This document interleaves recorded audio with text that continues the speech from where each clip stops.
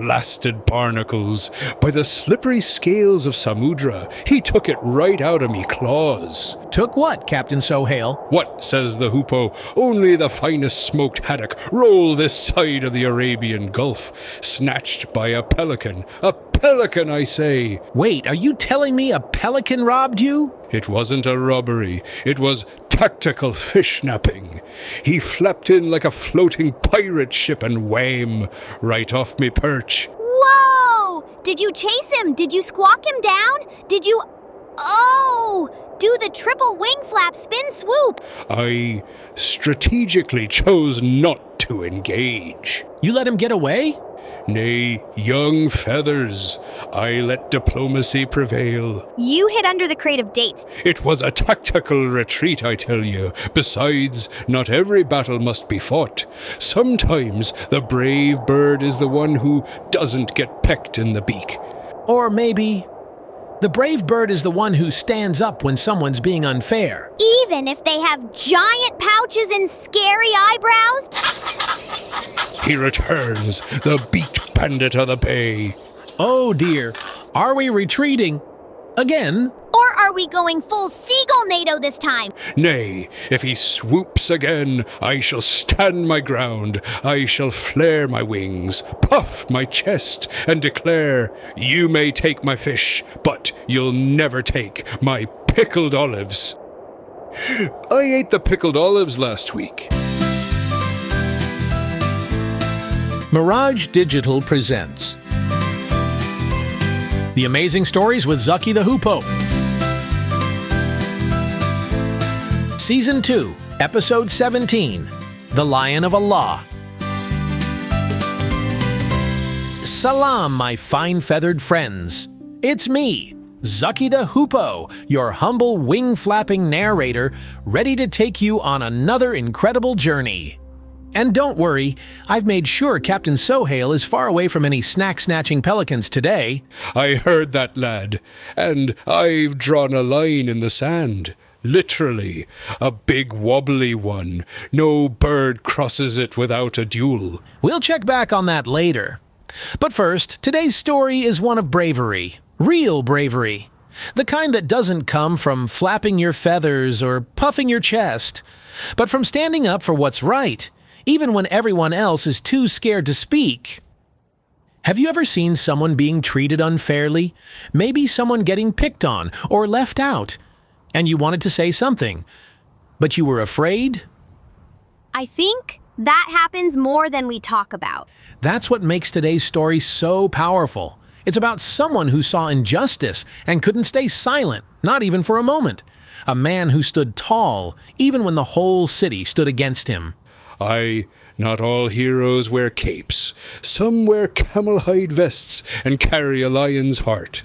That hero's name was Hamza.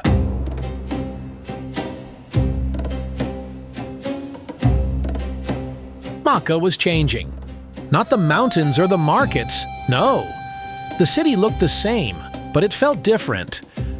Ever since the Prophet Muhammad began calling people to Islam, the Quraysh, his own tribe, had turned against him. But wasn't he known as Al-Amin, the trustworthy? He still was, but people fear what they don't understand. And instead of listening, the Quraysh grew angry, furious even. Muslims were now being hurt, just for believing. Ammar ibn Yasir, a young man filled with faith, watched his parents, Yasir and Sumaya, beaten in the scorching sun. Bilal, a former slave who whispered, "One God, one God," was dragged across the burning sand. And then it got worse. One day, right near the Kaaba in front of everyone, Abu Jahl hit the Prophet. He mocked him, humiliated him, and no one dared to stop him. He hit him? In front of the city. And the city stayed silent. Cowards! If I'd been there, I'd have dive-bombed that scoundrel right in the turban. All because they said, there is no God but Allah. That's not fair. Why didn't anyone stop them? Some wanted to, but fear can make even the strongest wings fold. The Quraysh were powerful, and most people were too afraid to speak. But not everyone stayed silent. One man, one lion-hearted man, was returning from a hunt. Bow on his back, dust on his cloak, and fire in his heart. I, the man who wrestled lions and raced camels, a hunter, a warrior, a protector. And the Prophet's uncle, It's Hamza, isn't it? Hamza ibn Abdul Muttalib. The Lion of Allah hadn't yet heard what happened, but when he did, the entire city would tremble.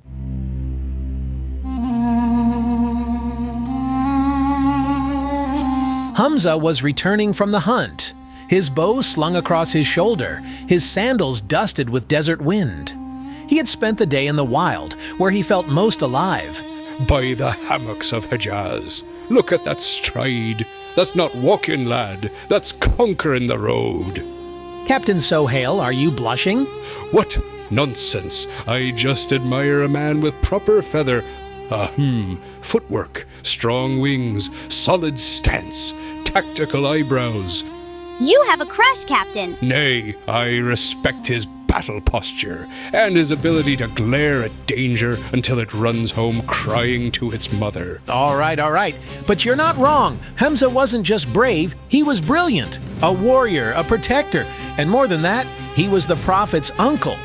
But as he stepped into Makkah's streets, he noticed something off. The people were whispering, not the usual Hamza's back with fresh meat whispers. These were different.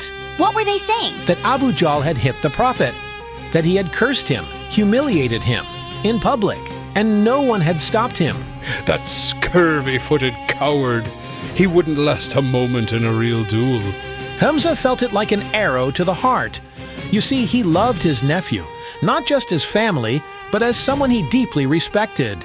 The Prophet had always been honest, kind, full of mercy. Hamza had watched him grow, seen his character, his strength. And though Hamza hadn't accepted Islam yet, he knew, deep down, that what Muhammad was teaching wasn't falsehood. It was something real, something worth defending. So, his jaw clenched, his eyes narrowed, and without a word to anyone, Hamza turned and marched straight toward the Kaaba. By the salt of the seven seas, this is it. This is a man who doesn't wait for justice. He brings it with him. He's really going to face Abu Jahl. Face him, and something more. I mean, did you see the way his cloak billowed in the wind just now? Like a thundercloud with muscles. Suhail, What? I'm just saying, if I ever get into trouble, I want that man showing up. Cloak, bow, righteous fury. Maybe a small fog machine.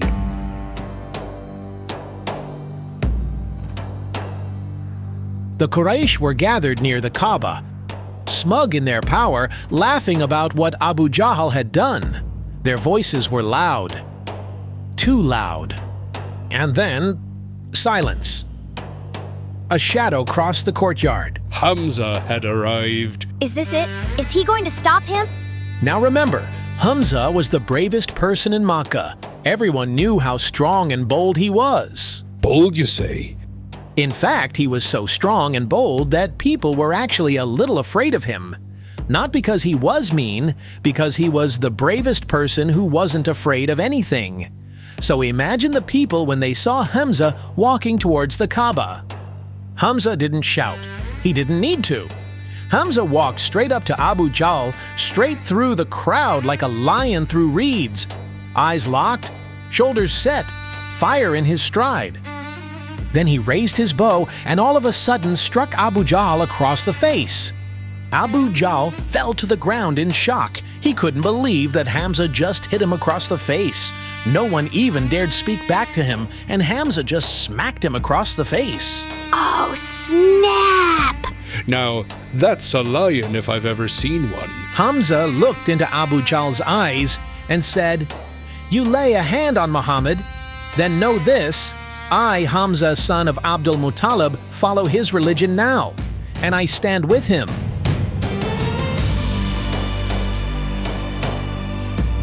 Next, Hamza stepped closer, his voice like thunder in a storm, and said, "Muhammad is my nephew.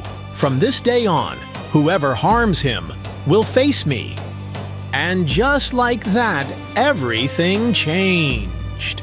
By the golden gills of the Gulf, I think I need a moment. He just said it? Like that? In front of everyone? Just like that. No hesitation, no fear. Hamza declared he was Muslim right there, before anyone could stop him. I'm fine, totally fine. Just something in me eye. Maybe sand. Or destiny. What is this strange warmth in my heart? Is this what admiration feels like? I need to lie down in a bucket of ice. And sardines. Oh, Captain Suhail. It's okay, Uncle Suhail. Everyone needs a hero. I think Hamza would totally like you. You think he'd let me join his patrol? Or shine his sword? Or fluff his saddle blanket? I'm willing to start with minor camel chores. One step at a time, Captain. After that day, no one dared harm the Prophet in public. Not while Hamza stood by his side. So he didn't just protect his nephew. He protected everyone. That's what love does. And courage and faith. Hamza wasn't just a lion in battle, he was a shield for the truth. And a fine feathered role model, if I do say so myself. You may, Captain. You may. Uncle Zaki, was Hamza scared? Maybe. But being brave doesn't mean you don't feel scared, Nunu. It means you do the right thing anyway. So, it wasn't just about being strong? Exactly. It was about being true. He didn't just protect the Prophet because he could fight. He did it because he loved him, and he knew the truth when he heard it. And he said it, even when no one else would. Aye, that's the sort of courage that knocks the wind out of the cowards and makes the bullies choke on their own bad breath. Not how I would have put it, but yes. I think I'd be scared too if I saw someone being hurt, even if I knew it was wrong. That's honest, Noora, and that's why we tell these stories. So we can remember what courage really looks like. Sometimes it's quiet, sometimes it roars, but it always stands for the truth. And sometimes it looks like a dusty hunter with a lion heart and a bow on his back. Or a little bird in a big school who says, "Hey! That's not fair!" That's the start of every great roar. What a story, huh? Hamza, uncle, warrior, believer. When he stood up, it was like a mountain moved, and the Muslims finally had someone to stand with them. And as the Prophet's uncle, he gave hope and support and safety. Just like my uncles do. Oh, dear. The ice sweats are coming back. And speaking of safety, our next story will take us far from Makkah, across the sea. Some of the Muslims had to leave to find safety. We will meet someone new. He was Prophet Muhammad's cousin. That's the story with the king. That's right. But did the Muslims get accepted or turned away? And who gave the speech that changed everything? Was it me? Did I give the speech? You weren't there, Captain. Always the same technicality. Join us next time as we sail across waves, across borders, and into the court of a king. A king who listened to the truth with his heart. Because when you carry faith, Allah always makes a way. Aye, lad, faith, courage, and maybe a fast ship with snacks below deck. I mean, Hamza just declares his faith, slaps a tyrant, and walks off like a thundercloud with purpose. I don't need to go to Abyssinia. I need to be shipped there in a crate, soaked in humility and Hamza's leftover courage. Somebody stamp me fragile and send me to Abyssinia for repairs. This story was produced by Mirage Digital. Voices provided by Wayne Holland as Zaki and Curtis Fletcher as Captain Suhail. Episode written, directed, and edited by Syed Kashef and Atef Hussein. For more content by Mirage Digital, please visit our site at www.mirage.digital. Content copyright and production copyright 2025 by Mirage Digital.